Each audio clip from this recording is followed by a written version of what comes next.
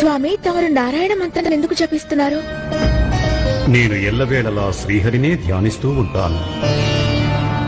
కానీ తమరు నారాయణుడు, బ్రహ్మదేవుడు త్రిమూర్తులు కదా, సరి సమానులే కదా. బ్రహ్మ జీవనాన్ని సృష్టిస్తాడు, జననం జరుగుతుంది.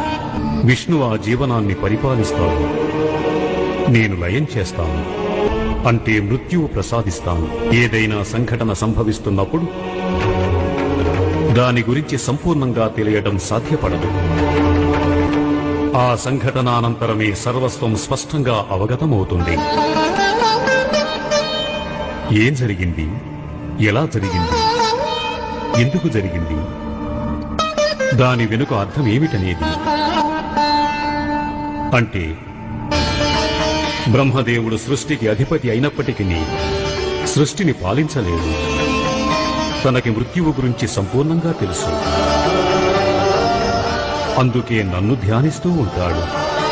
విష్ణువు సృష్టిని పరిపాలిస్తున్నప్పటికీ అతనికి జనన మరణాల విలువలు తెలియవు.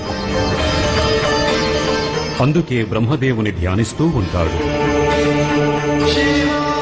అయితే మృత్యువుకు ముందు సంభవించే నిగూఢ సత్యం గురించి నాకంటే బాగా ఎవరికీ తెలియదు.